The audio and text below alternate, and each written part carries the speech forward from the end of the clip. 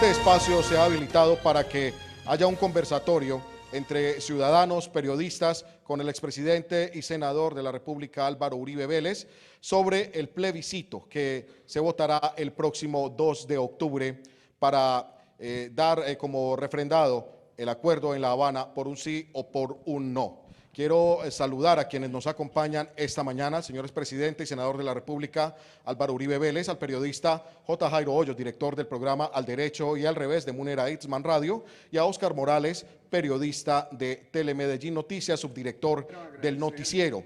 Quiero agradecer inmensamente a todos ustedes poder estar hoy en Telemedellín, al comité promotor del no.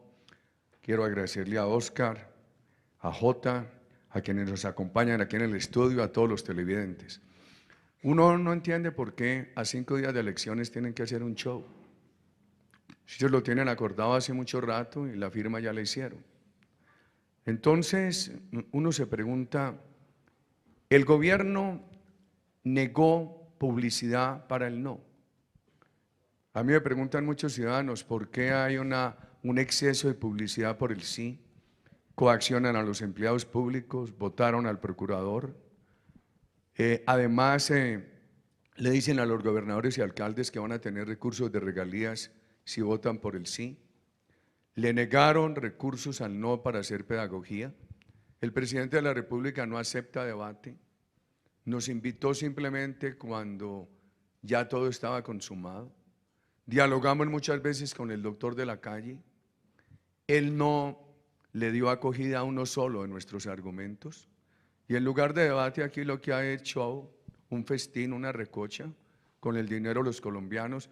Y yo sí quiero darle un mensaje a las delegaciones que vienen, decirle a los chilenos y a los argentinos que el ejército colombiano nunca ha sido ejército de la dictadura. No vemos por qué lo tienen que someter a un tribunal de la FARC, por qué no le pueden dar a nuestras Fuerzas Armadas una alternativa de alivio judicial. Quiero decirle a los gobiernos centroamericanos que vienen mañana que ellos tuvieron insurrecciones civiles armadas contra dictaduras. Colombia ha sufrido un narcoterrorismo contra la democracia. Quiero decirle a España que ellos dieron ejemplo en el encarcelamiento de ETA. ¿Cuál es la razón para que vengan aquí a pedir impunidad total para FARC? Quiero decirle a los Estados Unidos que con su ayuda habíamos reducido a 47.000 hectáreas los cultivos ilícitos, están nuevamente en 200.000. ¿Por qué vienen a apoyar la impunidad al cartel de cocaína más grande del mundo? Quiero decirle a los peruanos que cada vez que allí resurge Sendero Luminoso, ellos actúan con autoridad. Nunca se les ha ocurrido darle impunidad a Abimael Guzmán.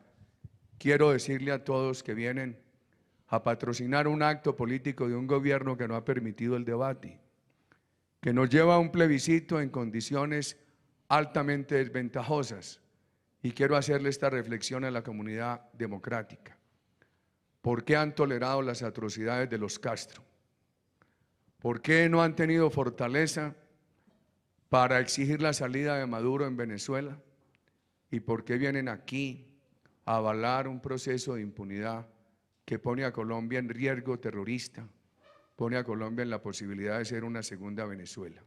Doctor Uribe, el presidente Santos justifica y legitima el interés de los países a nivel internacional, diciendo que esto va a generar inversión importante para el país y que eso mismo podrá ayudar a subvencionar todo lo que viene después del plebiscito, Usted me pone en el tema económico, Jota. Quiero decirle esto, el país está hoy mal. ¿Qué se suma ahora? Más impuestos a los colombianos. El acuerdo implica más impuestos y más impuesto predial y otra reforma tributaria. Amenazas de expropiaciones, todos los riesgos de expropiaciones y más dificultades. Chávez y Castro empezaron con el sector agropecuario. A las sociedades urbanas eso no les causó preocupación. Chávez expropió más de 5 millones de hectáreas. El pueblo de Venezuela, que era gran productor de alimentos, hoy no alcanza a consumir sino lo que puede importar. Pero no se quedaron tranquilos con el sector agropecuario, siguieron con la industria, con los servicios. ¿Cuál es el resultado? Hoy tienen más pobreza que la que había en 1998. O sea que aquí hay un enorme riesgo de llegar a una economía chavista y así nos puede ir mucho más mal. ¿Sabe qué puede pasar políticamente? Que en algún momento los ciudadanos digan ante una crisis social profundizada, digan lo siguiente: bueno, no queremos más santos ni parecidos, y que digan vamos a ensayar los Timochenko a ver si nos va mejor. Ese presupuesto no se puede desestimar, estimado Jota. Doctor Uribe, ¿no es suficiente garantía para que se dé cumplimiento a esos acuerdos, para que haya un acuerdo de paz transparente ante el país, teniendo en cuenta que hay tanta participación internacional? El referendo tramposo de Chávez de 2003 lo avaló la comunidad internacional y lo avaló OEA, y hoy se arrepiente. En 1993 hubo algo parecido. Hubo una gran fiesta en El Salvador, porque firmaron los acuerdos. Fue a Naciones Unidas, Estados Unidos, todo el mundo. Fue la noticia internacional del momento. 1993, hace 23 años. Hace 5 semanas se cayó la ley. La Corte Suprema de Justicia de El Salvador encontró que esa impunidad total era inadmisible. Los militares entrando a la cárcel, la guerrilla en el poder, la economía de El Salvador totalmente paralizada. La guerrilla no se tomó el poder sino 16 años después de ese acuerdo. Lleva 7 años en el poder, un desastre. Están viviendo de los giros de las familias salvadoreñas desde los Estados Unidos. Ahora me preguntaba Kofi Annan, el secretario general de Naciones Unidas, por teléfono, bueno, pero si van a cumplir con los requisitos de la Corte Penal Internacional. No, porque usted encuentra, primero, hay una cosa muy grave para Colombia. Este gobierno ha aceptado que el narcotráfico, que en Colombia ha sido fuente de terror, en este caso de la FARC, sea considerado delito político. Esto es, sin sanción doméstica, sin extradición, con elegibilidad. También el asesinato y el secuestro de soldados y policías, integrantes de unas Fuerzas Armadas democráticas. Y cuando le preguntan al gobierno por los otros delitos atroces, como la violación de mujeres, la FARC, se conocen denuncias de 6.800 casos de violación de mujeres, reclutamiento de niños. Se conocen denuncias de 11.700 casos. El gobierno dice que ese delito no es amnistiable. Y eso le dicen a la Corte Penal Internacional. Pero en el artículo 60 aparece lo que yo llamo una amnistía disfrazada. Porque a la FARC le basta reconocer el delito para no ir a la cárcel. El artículo 36 les da elegibilidad política. Algunos me han dicho, no, si van a la cárcel, irían a la cárcel si reconocen el delito tarde. O si no lo reconocen y se los prueban. Pero si lo aceptan, no van a la cárcel. ¿Qué es eso, estimado Oscar? Eso es amnistía disfrazada. La niegan en la teoría, la conceden en los hechos. Y eso puede crear una gran inestabilidad, además del mal ejemplo. Mira lo que pasó en El Salvador. ¿Quién iba a pensar que eso se iba a caer después de que allí se dio toda esa celebración? No me olvido al final contarle una historia que oí en La Guajira. ¿Usted cree que qué es lo más importante del sector agrario que está impactado ahí?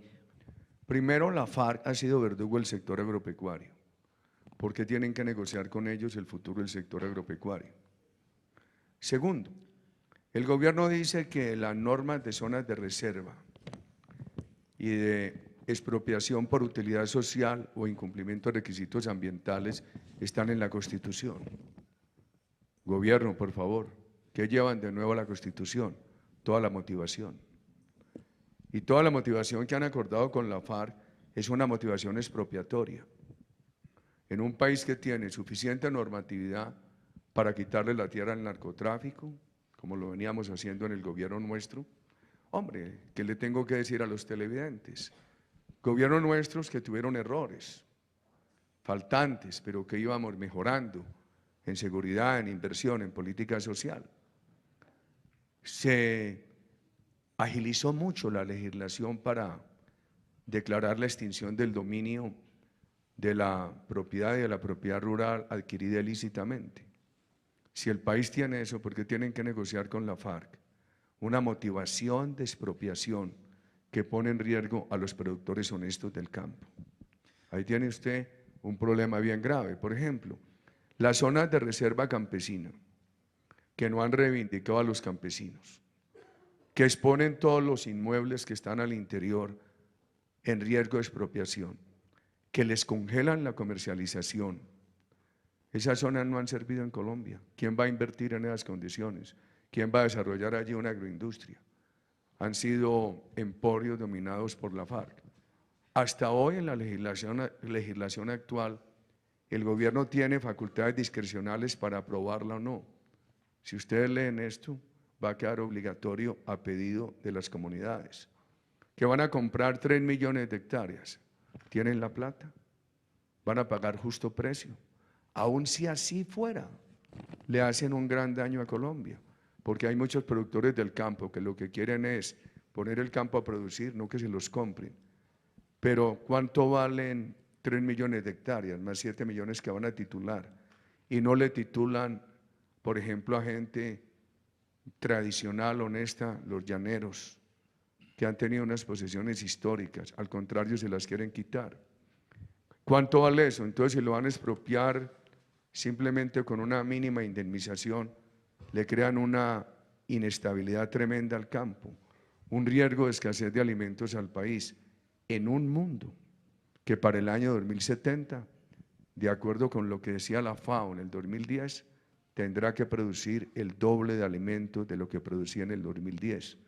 Con ese criterio de que todos los baldíos en Colombia fueron mal adjudicados porque los acumularon, todo lo vuelven expropiable. Solo quedarían a salvo las propiedades adjudicadas por la corona española. Y ha habido un anticipo, que es la ley de restitución de tierras, que además no se necesitaba, porque con la ley de extinción de dominio, una tierra mal adquirida, ilícitamente adquirida, se podía recuperar. Les voy a contar esto que pasó en Barranca Bermeja, que es ilustrativo. Un señor vendió una tierra hace 15 años, pidió que se la restituyeran. El juez ordenó restituirla.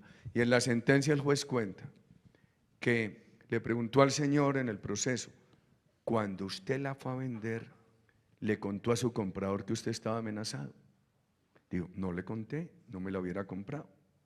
Y el juez dijo, eso probó que el señor compró de buena fe, pero fue culpable, porque compró una tierra en una zona de conflicto. Así vuelven expropiable, restituible a todo el país. Doctor Uribe, con ese tema de la expropiación, que es, digamos, como uno de los puntos que más han criticado los promotores del no, pues a uno le queda una duda y es, el gobierno ha sido enfático en que primero no va a expropiar tierras, además ha dicho que va a impulsar nuevos proyectos agrícolas y esta semana, por ejemplo, hablando con el viceministro de las TIC, que es el promotor del CIE en Antioquia, decía que uno de los grandes logros que se tendría con ese punto en el tema agrario es que se podría empezar a impulsar mucho más el producto agrícola de esos campesinos, incluso con comercio internacional. ¿Tú crees que entonces este país necesita entregarle a la FARC la posibilidad del desarrollo del campo? El presidente Misael Pastrana hizo una gran política de apoyo al campo. Estaba contenida en la ley quinta de 1972. Déjame decir esto. La ley agroingreso seguro de nuestro gobierno fue excelente. Favoreció 380.000 productores, más del 90% pequeños y medianos. Hubo 6 casos de corrupción no imputables al gobierno, eso se estaba corrigiendo. ¿Por qué la pararon? Y ahora le entregan a FARC, el verdugo del campo, que el futuro agropecuario del país. Santos no dijo al principio que no iba a haber reforma agraria. Y esto, que no lo debieron negociar, además lo llamaron no desarrollo rural, sino reforma agraria. Y aquí porque no hay un tema que tienen los llaneros. A los llaneros les gente tradicional, 3 generaciones de poseedores de tierra allá, hoy están amenazados que se las quitan a todos. Presidente, le voy a pedir, hay 2 preguntas. En caso de ganar la opción del no, ¿se puede hacer algo para lograr una paz estable y duradera entre los grupos al margen de la ley o la solución está en un combate militar? Primero, Colombia siempre les dio oportunidades. Incluso la política nuestra de seguridad democrática no era, como algunos dicen, una política de tierra arrasada. Fue generosa con los reinsertados. Los reinsertados rasos, tanto de la FARC como los paramilitares, no fueron a la cárcel. Fueron a la cárcel por periodos hasta de 8 años los cabecillas. Y mis críticos decían, es que 8 años es muy poco para los paramilitares, y tenían razón. Pero ahora son los mismos que dicen que no debe haber un día de castigo carcelario para la FARC. Entonces esto no lo podemos poner entre paz o guerra. ¿Por qué nosotros tuvimos que decidirnos por el no? Porque la abstención dejó de ser competitiva. Porque cuando bajan el umbral del 50 al 13% y basta con 4.400.000 votos por el sí para que gane el plebiscito, en un país de 50 millones, la abstención deja de ser competitiva. Hombre, recuerdo yo de la mano de mi madre en Salgar, Antioquia, cuando el plebiscito del Frente Nacional era un país de 14 millones de habitantes. Hubo 4.169.000 votos por el sí. Es una vergüenza lo que hizo Santos, bajar ese umbral del 50 al 14, al 13. ¿Qué tal que yo lo hubiera hecho en el referendo contra la corrupción de 2003? El referendo que proponía reducir el tamaño del Congreso, que proponía la muerte política de los corruptos. Esto no tiene sino una pregunta. ¿Por qué no le preguntaban a los colombianos aquí, usted aprueba el capítulo de justicia? Seguramente muchas colombianas habrían dicho, mire, yo apruebo la paz, pero ese capítulo no. El plebiscito no debió haber sido una sola pregunta. Por supuesto, es que son temas tan diversos, John. Entonces, Jota, le diría a una mujer, ¿cómo voy a aprobar yo que no sancionen a los violadores de mujeres? A mí me decían en Moniquirá, Boyacá, hace poco, que en ese departamento hay muchos muchachos en la cárcel por actos sexuales abusivos contra la mujer, por una ley de nuestro gobierno que sacó Fabio Valencia, ministro, que endureció las penas. ¿Sabe qué pasó? Hoy le preguntan a uno, ¿y por qué los mayores violadores no van a ir a la cárcel? Que son estos los mayores cabecillas de la FARC. Súmele que el Consejo Electoral dijo que no hay espacio para la abstención, prohibió el voto en blanco, no hay renglón. Entonces nos toca a nosotros, a pesar de que es un plebiscito ilegítimo, lleno de trampas, es decir, por coraje patriótico votamos no. Consecuencia del no. Inicialmente el gobierno nos dijo, claro, no es que es Uribe es guerrerista, paramilitar. Entonces le dije, hombre, decíamos públicamente, presidente, pero si a usted le gustó mucho la seguridad democrática, no se agazapó ahí mientras lo elegimos. ¿No aparecía usted como el principal adversario de Chávez? Y después empezó a decir que la seguridad era muy mala, que era guerra. Y después nos destapó ese amorío con Chávez y con la FARC. Le dije, nosotros nosotros somos personas de seguridad, con inversión y política social, no de guerra. Entonces le dijimos, vea, quédense tranquilos, si gana el no, sigan negociando, pero reorienten. Y en ese momento nos dijeron, no se puede. Televidentes, claro que se puede. Porque si gana el no, no se afecta la competencia del presidente que la deriva de la Constitución y de la ley para reorientar la negociación. Otra cosa es que no quiera. Le pediría a Óscar entonces que inicie con el segundo tema, preguntas sobre participación política. El tema de la participación política también ha sido uno de los que más dudas ha generado en el pueblo colombiano, sobre todo por el asunto aquel de las 10 curules, 5 en Cámara, 5 en Senado. Siempre se les dio la oportunidad y respondieron con más violencia. Estados Unidos no le daría elegibilidad a ISIS, ni Francia ni Bélgica. Mire, el país más flexible es España en las democracias. Sí, televidentes, ¿saben qué acaba de pasar en España? Arnoldo Otegi, Óscar. Arnoldo Otegi, preso de ETA, por ETA, miembro de ETA, preso, acaba de salir de la cárcel. Aspiró a ser presidente del País Vasco y la Corte Suprema Española le dijo, no le acepto eso, porque usted salió de la cárcel, pero todavía está en libertad condicional. ¿A dónde están pues una democracia bien flexible como esa? Y aquí es que los van a sancionar con restricción de la vivienda, pero simultáneamente podrán estar ejerciendo una representación política. Que las curules, estimado Oscar, lo más grave para nosotros es que las pongan en cabeza de personas que están incursas en delitos de lesa humanidad. Pero uno pensaría, discúlpeme doctor Uribe, uno pensaría que esas curules no van a ser inicialmente para el secretariado, porque finalmente el secretariado va a tener que responder con cárcel por los delitos de lesa humanidad, que es lo que está Ahí contemplado estás en el equivocado. artículo. Que vas a tener que responder el secretariado por cárcel por delitos de lesa humanidad. Es la duda que se tiene, No, es la no pregunta que uno no se hace. tengas esa duda, porque el artículo 60 dice claramente que si al comparecer ellos a la justicia transicional reconocen la verdad y además la justifican, van a decir, ustedes ¿por qué asesinaron a la comunidad de Bojayá? Y van a ver, porque allá había paramilitares, porque el ejército estaba con paramilitares, porque la comunidad apoyó al ejército, y a esa comunidad la arriaron como vacas, la confinaron en la iglesia y la mataron, y no tienen ni que justificar el crimen. Oscar, lee el artículo 60. Les basta con aceptarlo, pero es muy importante aclarar eso y seguir con lo de las curules. Le basta con aceptarlo y no van a la cárcel. Aún si fueran a la cárcel, porque no lo aceptaron y se los probaron, o porque lo aceptaron tarde. ¿Sabes qué dice el artículo 36? El artículo 36 dice que en ninguna circunstancia hay restricciones de los derechos políticos. Esto es, podrían estar en la cárcel o podrían estar en una restricción de residencia, simultáneamente ser elegidos y atender la representación política. El tema que más nos preocupa a nosotros es el premio de la representación política a los responsables de delitos atroces. ¿Ustedes se imaginan que yo hubiera dicho Carlos Castaño, Salvatore Mancuso pueden ser presidentes de Colombia? Entonces, ¿por qué Timochenko y esta gente? Pero vea otro tema, que yo le hubiera patrocinado con los recursos de los contribuyentes un partido a los paramilitares. ¿Sabe? La FARC puede tener 10 o 26 curules, porque hay 16 curules en circunscripciones exclusivas que ellos convendrán con el gobierno, donde no van a competir partidos históricos. Ellos pueden arreglar para ganarse las 16 y entonces así ajustarían 26. No le asigna importancia a esto. Al partido de la FARC le dan hasta el 2022 el 15% del fondo de los partidos. De ahí hasta el 2026 el 10%. Siempre el 5% que para promover sus tesis, espacio de televisión. Vamos a tenerle que rogar a nosotros a Telemedellín que nos ayude para poder competir.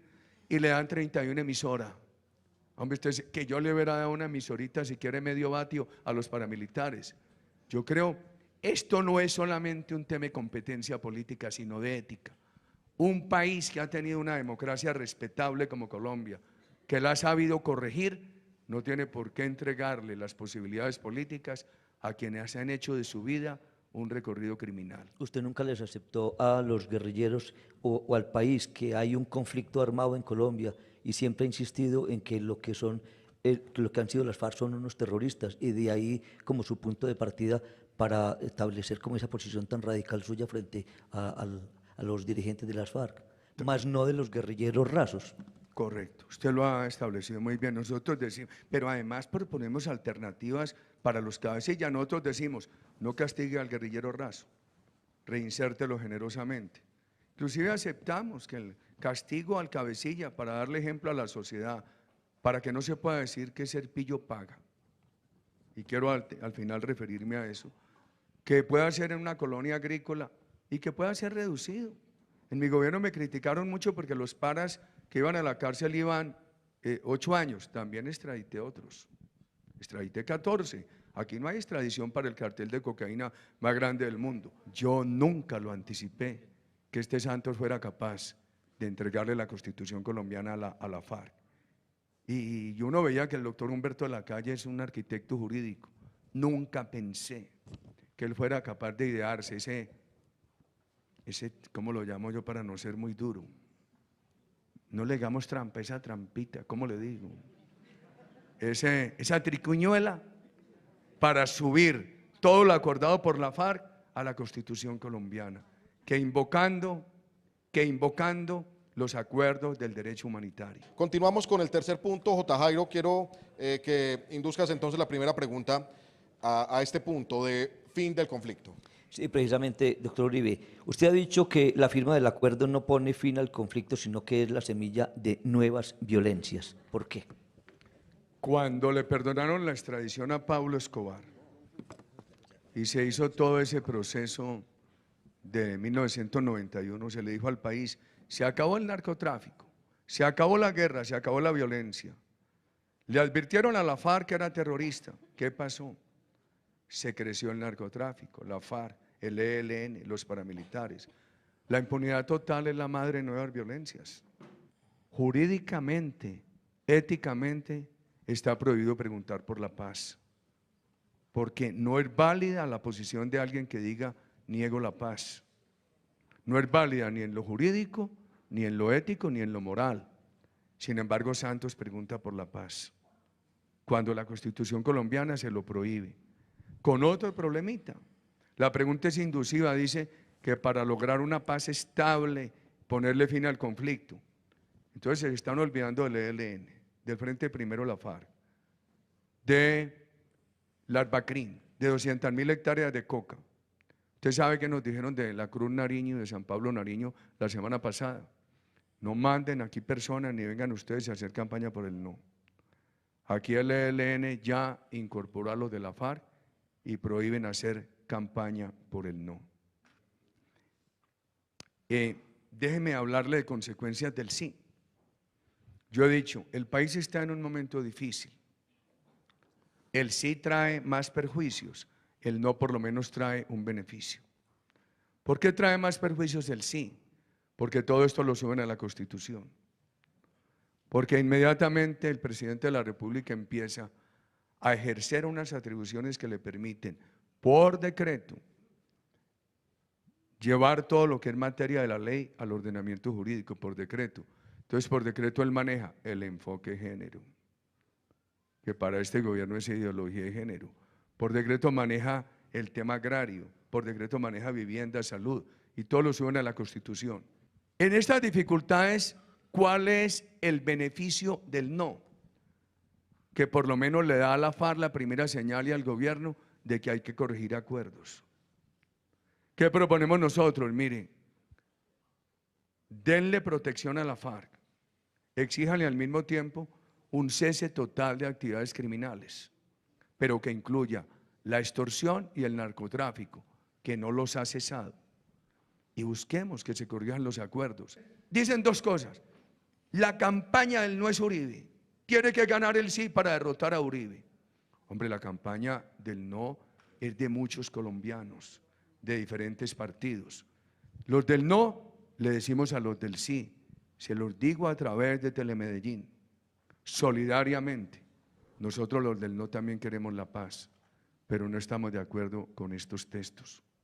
Y alguno dice, me ha tocado un debate duro en estos días, usted no sabe lo que fue eso antier en Ibagué, creí que me iban a linchar, pero salió bien. Ustedes saben que cuando yo nací me quitaron la reversa.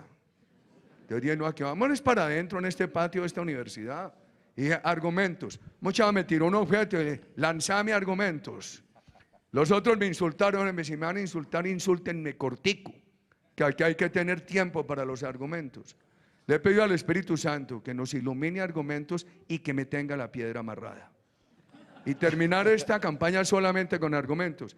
Entonces, a los que dicen, que gane el sí, para que se acabe la carrera política de Uribe, les he dicho, hombre, no se preocupen por mí.